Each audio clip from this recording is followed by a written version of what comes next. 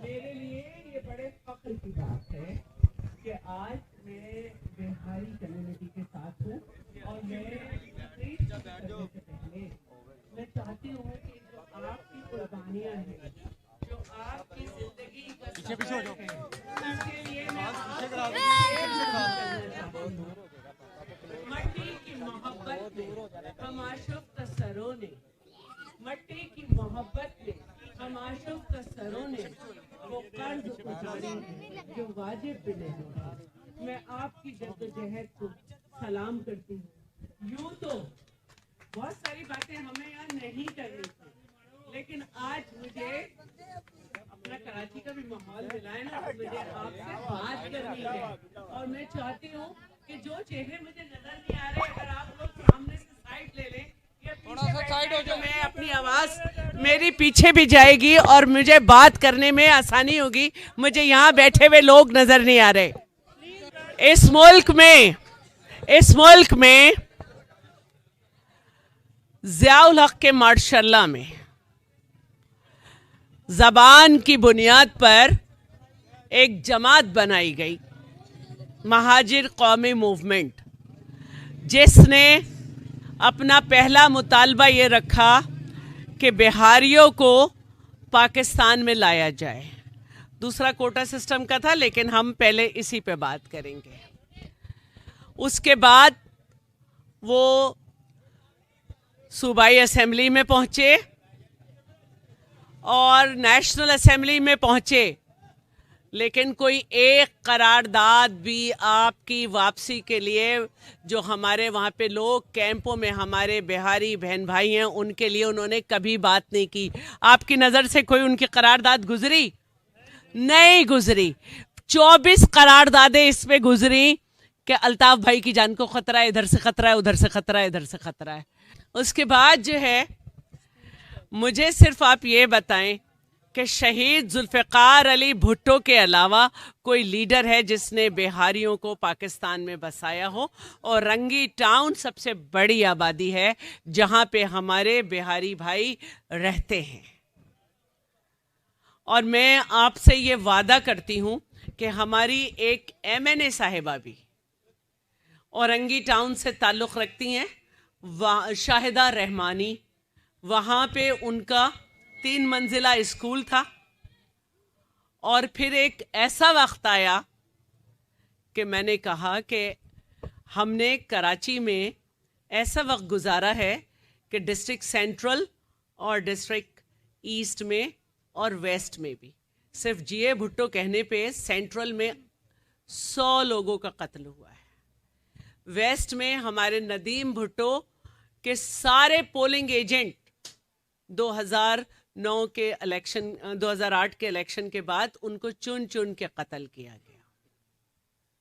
तो मैं आपको ये बता रही थी कि शाहिदा रहमानी को भी इसके बावजूद कि वो उर्दू स्पीकिंग है औरंगी टाउन छोड़ना पड़ा, जबकि हम ये समझते हैं और बार बार समझते हैं कि पाकिस्तान के अंदर उर्दू स्पीकिंग महाजिर नहीं है, क्योंकि महाजिरों की तारीफ ये है कि वो थोड़े अरसे के लिए आए किसी जगह और फिर जब वहाँ उनके जहाँ से वो आए हैं वहाँ पे मुश्किलात ख़त्म हो जाएं तो वापस चले जाएं।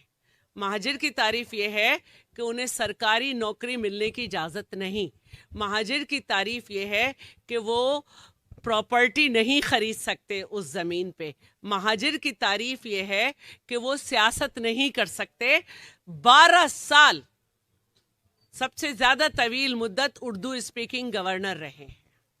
वहाँ पे मैं भी उर्दू स्पीकिंग हूँ, मेरे वालदैन भी अपने वालदैन के साथ पाकिस्तान आए, लेकिन तर्के वतन करके। वहाँ पे अपने वालदैन की कब्रें छोड़ी, जायदादें छोड़ी, और हमने अब कभी वापस नहीं जाना। हम उर्दू बोलने वाले सिंधी पाकिस्तानी हैं और यही हमारी सबको एक पैगाम है कि पाकिस्तान गुलदस्ता है मुख्तलिफ ज़बान बोलने वालों का, मुख्तलिफ मज़ाहिब से ताल्लुक़ रखने वालों का, और यही हम समझाते हैं। और हमारा पैगाम अब कराची के हर कोने में फैल रहा है। लेकिन बहुत सी क़ुव्वतें ऐसी हैं जो मरे हुए घोड़ों में फिर से जान पैदा करने की कोशिश कर रही हैं, लेकिन आपको इंशाल्लाह कराची में मुख्तलिफ रिज़ल्ट मिलेगा और मिल रहा है। और हमने कराची के वो जो बोरी बंद लाशें मिलती थी उस कल्चर को ख़त्म किया है। 6 नंबर पर जो है ख़तरनाक तरीन शहर था, हमने पुरअमन शहरों में उसको लाए हैं और उसकी ख़तरनाकी 136 नंबर पे नीचे चली गई है। जब ये बढ़ता है नंबर तो पुरअमन होता है, और जब करीब जाता है 1-2 के तो ख़तरनाक तरीन होता है। आज शहर में बहुत काम हो रहा है, तो मैं आपसे ये वादा करती हूँ कि NA 127 को मैं ख़ुद भी देखूंगी। जब ये NA 133 था, मैंने यहाँ आकर उस वक्त भी काम किया था और मुझे बहुत अच्छा रिस्पांस मिला था। मैं आप लोगों से ये वादा करती हूँ कि आपके जो वहाँ के भी मसाइल हैं, हमारे वहाँ पर यूनियन काउंसिल के लोग मुंतखब हुए हैं, मैं उनसे रब्ता रखूँगी। और मुझे यकीन है कि इस दफ़ा कराची में बहुत कुछ बदला जाएगा। आप देखेंगे कि जैसे हमने कराची को बदला है, ऐसे कराची के लोगों का दिल भी बदल रहा है। और जैसे आज आपने ये डिसाइड किया है कि पाकिस्तान पीपल्स पार्टी के लीडर जनाब बिलावल भुट्टो को, जो यहाँ से NA 127 से इलेक्शन लड़ रहे हैं, उनको और उनके नुमाइंदे फयाज भट्टी को वोट देंगे, इस तरह कराची में भी बहुत तब्दीली आई है। तो एक तो मैं आपका शुक्रिया अदा करती हूँ।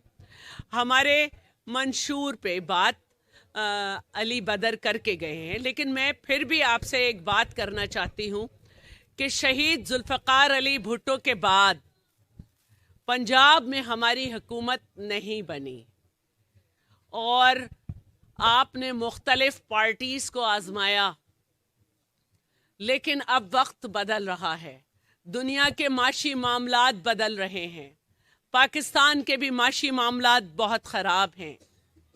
हमें ज़रूरत है कि वक्त के साथ जो गुर्बत, बेरोज़गारी और महंगाई है, इससे हम मुकाबला करें और इसे ख़त्म करें। इसके लिए ये ज़रूरी है कि अपनी सियासत का रुख मोड़कर मुल्क की तरक्की पे बात की जाए, मुल्क की मईशत पे बात की जाए और पाकिस्तान के शहरियों को एक बेहतर ज़िंदगी की तरफ लाया जाए और पाकिस्तान को दुनिया के बेहतरीन ममालिक में शामिल कराया जाए। इसके लिए ज़रूरत है कि आप ऐसी सियासी क़यादत को चुनें जो नए दौर की सोच से अपने आप को अपने कदम मिला सके, जो नए सोच को समझती हो, नए तकाज़ों को समझती हो, जो ये समझती हो कि नए दौर के जो तकाज़े हैं उनको हमें कैसे हल करना है। और इसीलिए मैं आपको ये बार बार कहती हूँ कि जब हम अपना पैगाम लेकर आए हैं तो हम अपने मंशूर से ये नहीं कह रहे कि आप एक दफ़ा फिर पाकिस्तान को नवाज दो। हम ये कह रहे हैं नई सोच को चुनिए। हम नए माशी माहदे के साथ आए हैं।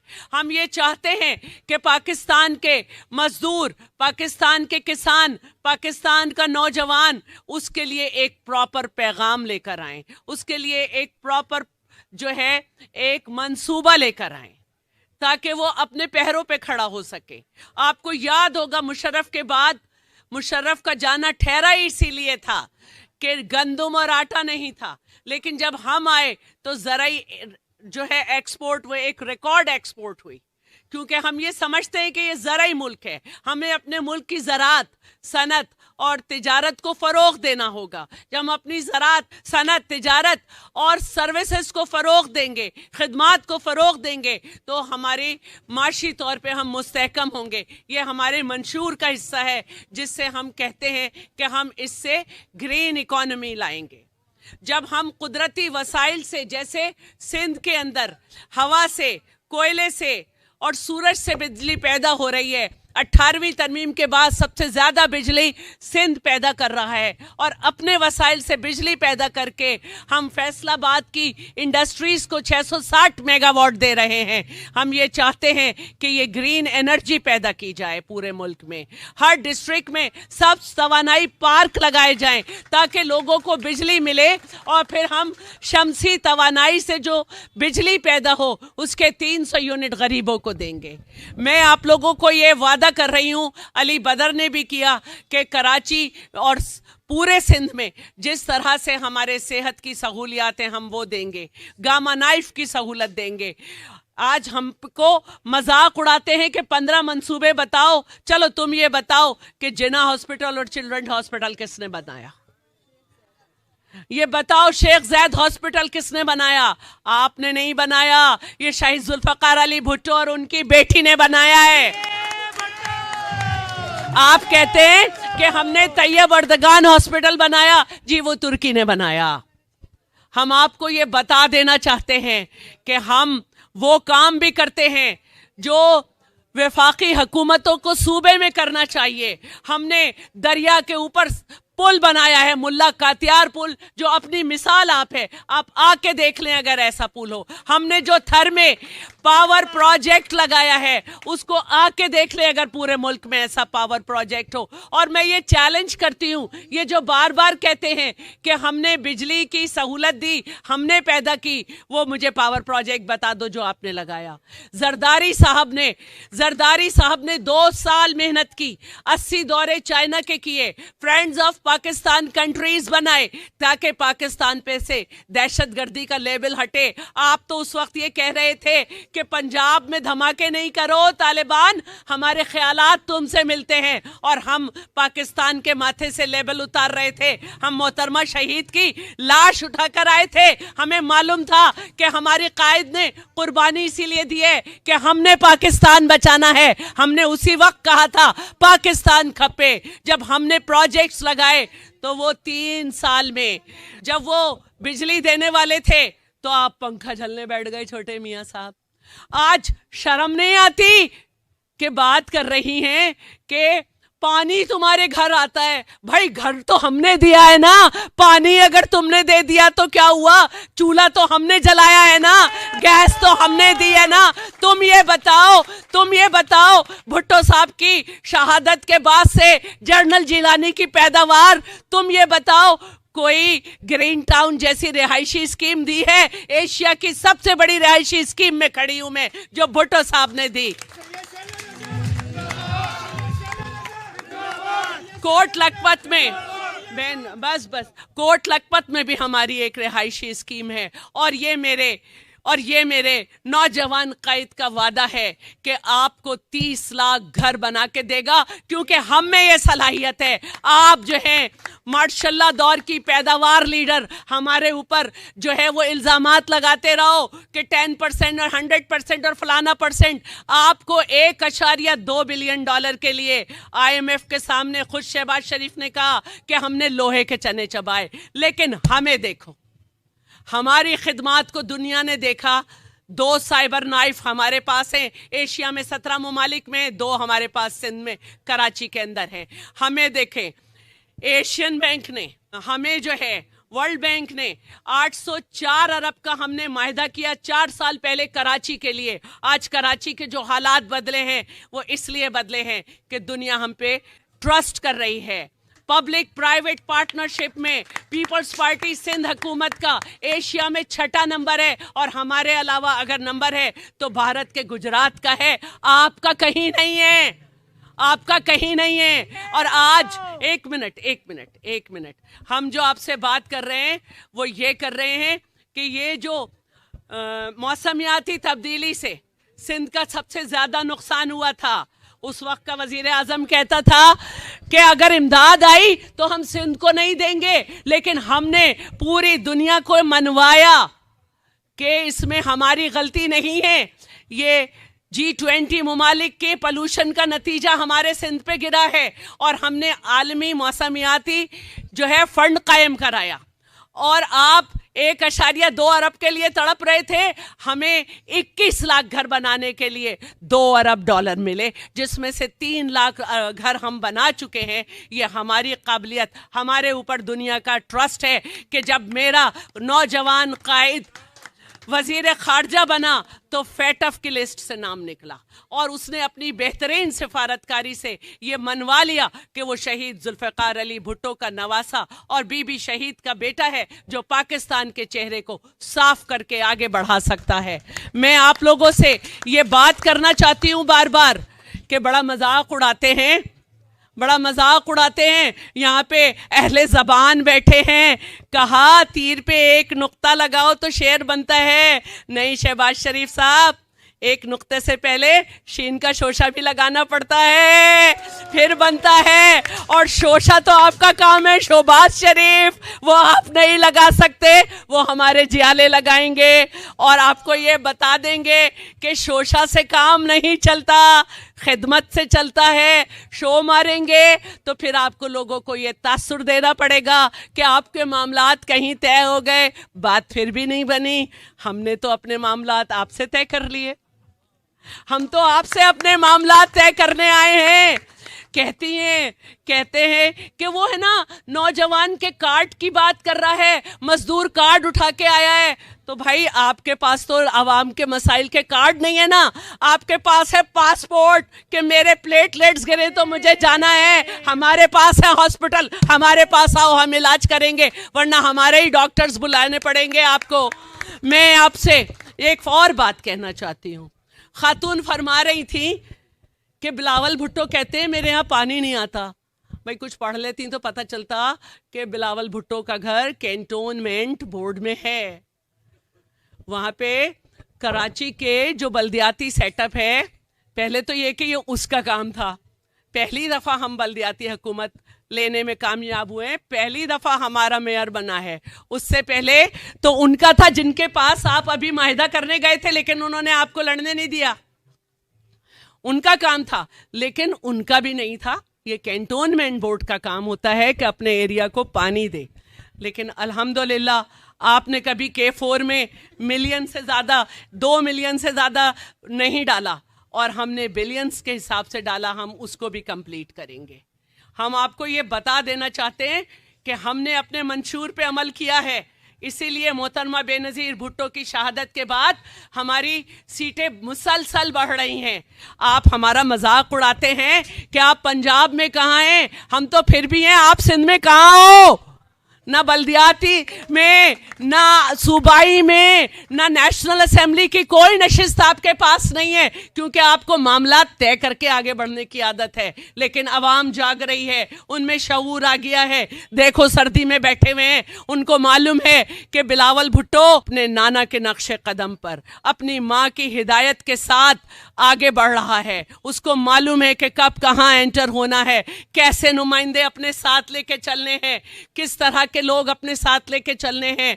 आपके एतमाद पे आया है, और जब हम आपसे वोट मांगने आए हैं तो इसलिए आए हैं कि हम ये समझते हैं कि हमारा जो नजरिया है कि ताकत का सरचश्मा अवाम है, तो ये आपको ताकत शहीद जुल्फ़िकार अली भुट्टो ने दी है कि आपसे आके वोट मांगा जाए, मामलात ना तय किए जाएं। आपके पास अगर ये वोट मांगने नहीं आते, मुझे नहीं मालूम परवेज मलिक मरहूम कितनी दफा इन इलाकों में आए, शाइस्ता मलिक साहिबा बड़े एहतराम है उनसे, कब कितनी दफा आई, और दूसरी पार्टी के लोग कितनी दफा आए, लेकिन हम सिंध से भी चल के आपके पास आए हैं, आपसे वोट मांगते हैं, और इसी उम्मीद से मांगते हैं कि आप समझते हैं कि आपके नुमाइंदे कैसे हो।